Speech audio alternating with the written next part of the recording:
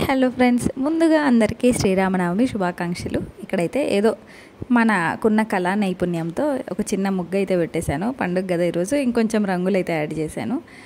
తర్వాత అయితే నేను ఇక్కడ ఇల్లు క్లీన్ చేసేసి ఇంకా పూజ సామాను అంతా క్లీన్ చేసుకొని మనం కూడా మంచిగా ఫ్రెష్ అయ్యి పానకం అయితే చేస్తున్నాను. అందరూ పానకం ఎట్లా చేస్తారు? మిరియాల పొడి కొంతమంది వేస్తారు, కొంతమంది అల్లం ముక్కలు వేస్తారు, అంటే అల్లం పేస్ట్ పట్టేస్తారో మరి జ్యూస్ వేస్తారో నాకు తెలియదు, కానీ ఆ ఫ్లేవర్ అయితే తగులుతుంది. కొన్ని చోట్ల చూశాను నేను.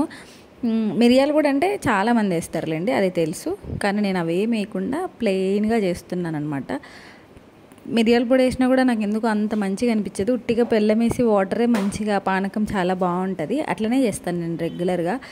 అంటే ఎప్పుడైనా ఇంట్లో తాగాలనిపించినా కూడా చేసుకుంటాం కదా, అప్పుడు కూడా జస్ట్ ఇట్లనే చేస్తాను. తర్వాత టెంపుల్లో ఇచ్చారు ప్రసాదము, దాంట్లో కూడా నాకు మిరియాల ఫ్లేవర్ అలాగే ఇంకోటి ఏంటి అల్లం ఫ్లేవర్ రెండు అనిపించింది. నేను టేస్ట్ చేసినప్పుడు నాకు అట్లా అనిపించింది. ఇక్కడైతే నిండు కడవ నీళ్ళు అంటారు కదా, అట్లా ఒక చిన్న చెంబులో మొత్తం వాటర్ తీసుకొని బెల్లం వేసేసి ఇట్లా నానబెట్టాను. కొద్దిసేపటికి మెల్ట్ అయిపోతుంది కదా అని చెప్పేసి ఈలోపు చిన్న చిన్న పనులు అయితే చేస్తున్నాను. దేవుడికి ప్రసాదం నైవేద్యం కింద పొంగల్ అయితే చేశాను. స్వీట్ పొంగలి బెల్లం వేసి చేశాను. ఇక్కడైతే కొంచెం రెడీ అయిన పానకం అయితే పక్కకు తీసి పెట్టేస్తున్నాను. పక్కనే వడపప్పు కూడా సోక్ చేసి పెట్టాను. మార్నింగ్ లేవగానే ఫ్రెష్ అప్ అయిన తర్వాత అది కూడా సోక్ చేసి పెట్టాను. ఇక్కడ బెల్లం పొంగలి కూడా రెడీ అయిపోయింది.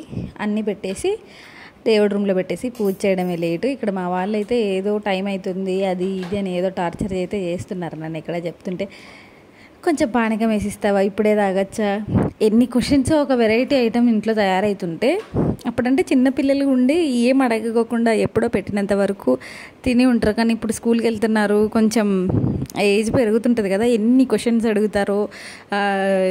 ఇవన్నీ ఇంకా ఎందుకు చేస్తారు, ఎందుకు పెడతారు, ఇవే ఎందుకు పెడతారు, వేరేవి బెటరా, అబ్బో అసలు వీళ్ళకి వచ్చే క్వశ్చన్స్కి ఆన్సర్స్ వెతుక్కోవాలి.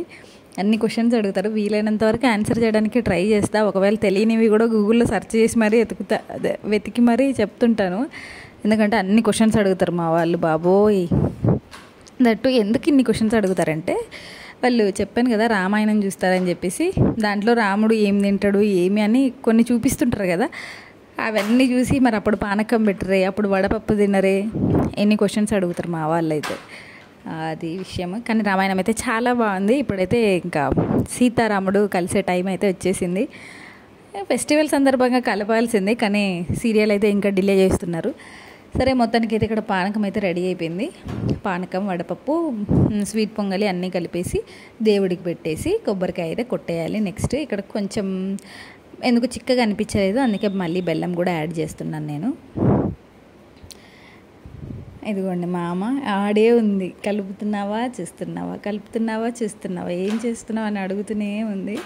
మొత్తానికైతే ఇట్లా ఈరోజు శ్రీరామనవమి అయితే ఇలా చేసుకున్నాము. తర్వాత ఇంట్లో పూజ అయిన తర్వాత టెంపుల్కి అయితే వెళ్ళాము. బాబోయ్, టెంపుల్లో అసలు ఎంతమంది జనం ఉన్నారు తెలుసా. అక్కడ కంకణ ధారణ చేసినప్పుడు కంకణాలు పెట్టారండి.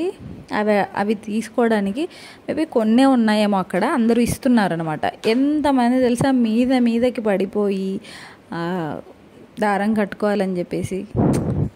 అసలు ఎందుకో నాకైతే చిరాగ్గా అనిపించింది. అంత ఎందుకు ఇస్తారు, ఇవ్వకపోతే ఏమవుతుంది, ఏం కాదు. దేవుడు మనల్ని, మనం పాజిటివ్గా ఉంటే, మనం చేసే మంచి పని మంచిదైతే దేవుడు మనల్ని మంచిగానే చూస్తుంటాడు కదా.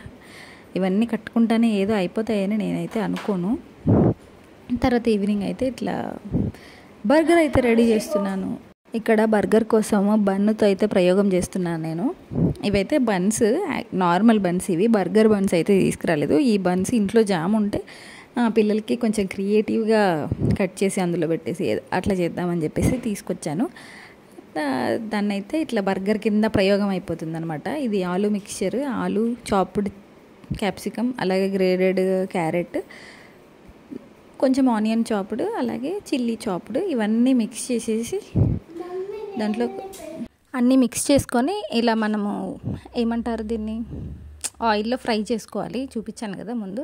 అలా ఫ్రై చేసుకున్న తర్వాత బ్రెడ్ని కొంచెం టోస్ట్ చేసుకొని, కొంచెం నా దగ్గర టొమాటో సాస్ ఒక్కటే ఉంది, టొమాటో సాస్ పైన బన్కి అలాగే కింద బన్కి అప్లై చేసి మనం చేసిన మిక్చర్ అయితే పెట్టేసి కొన్ని ఆనియన్ స్లైసెస్, టమాటో స్లైసెస్ అయితే నేను పెట్టాను. ఇంకా లీఫీ వెజిటబుల్స్ అయితే ఏం పెట్టలేదు నేను ఇక్కడ. ఇప్పుడైతే బన్స్ బర్గర్ రెడీ అయిపోయింది, తినాలి. టేస్ట్ అయితే చాలా బాగా వచ్చింది, నిజంగా చెప్తున్నా. ఫస్ట్ టైం ట్రై చేశాను కానీ ఇంత బాగా వస్తుందని అనుకోలేదు. ఇంకా బర్గర్ బన్స్తో చేస్తే ఇంకెలా ఉండేదో. పిల్లలు అయితే చాలా బాగా ఎంజాయ్ చేశారు, మేము కూడా మంచిగా తినేసి మ్యాచ్ చూస్తున్నాము. ఓకే మరి బాయ్.